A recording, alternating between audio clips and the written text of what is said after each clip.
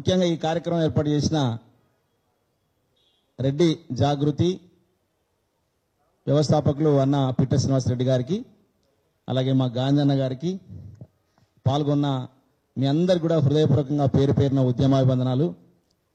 30 సంవత్సరాల నుంచి మందకృష్ణ చేస్తున్నటువంటి ఉద్యమానికి మీరు ఇస్తున్నటువంటి సంఘీభావము ఇలా చివరి దశలో ఈ 30 రోజుల కార్యక్రమంలో మీరు ఇస్తున్నటువంటి సంఘీభావము 1000 ఏనుగుల బలం అని చెప్పేసి నేను గుర్తు చేస్తా ఉన్నాను.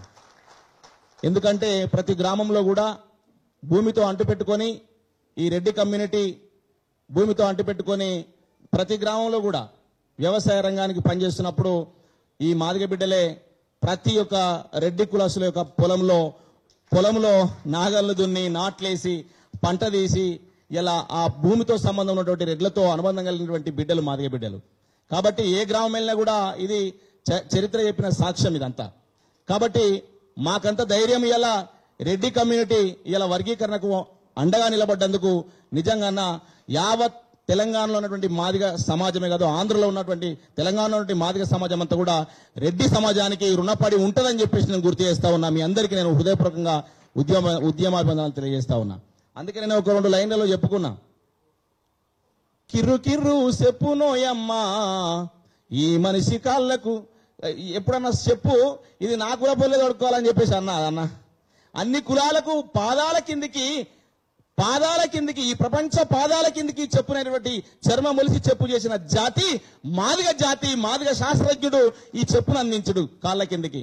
ఈ కులమే వేసుకోవాలి, ఈ కులానికి నేను చెప్పుకుట్టి అని చెప్పేసి అనలే కదా, అన్ని కులాలకు చెప్పుకుట్టించిన జాతి.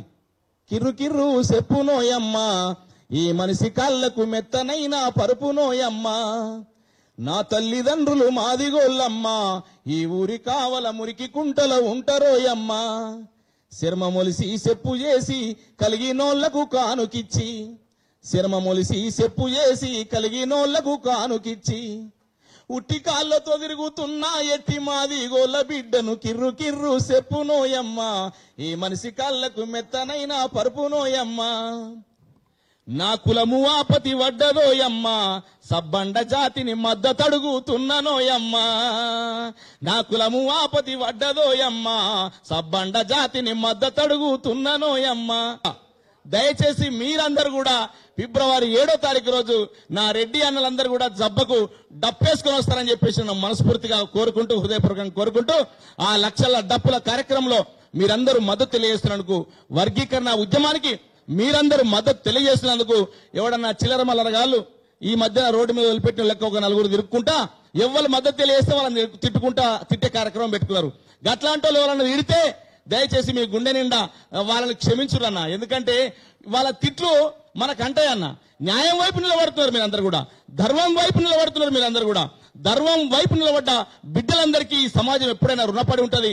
అట్లాంటి చిల్లర మల్లర్ గారు వాళ్ళ ఫోన్ చేసి మా సిరన్న చెప్తా ఉండే, అన్న ఇప్పటికే నాకు ఫోన్లు స్టార్ట్ అయినాయి అన్న, ఎవరో ఫోన్లు చేస్తా ఉన్నారని చెప్పి చెప్తాను. అట్లాంటి వాళ్ళ మాటలు పట్టించుకోవద్దన్నా.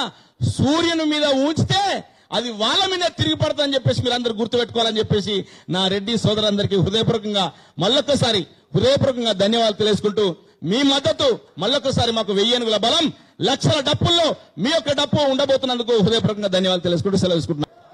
జోహార్ మాదిగా మన వీరులకు. థ్యాంక్ యూ అన్న.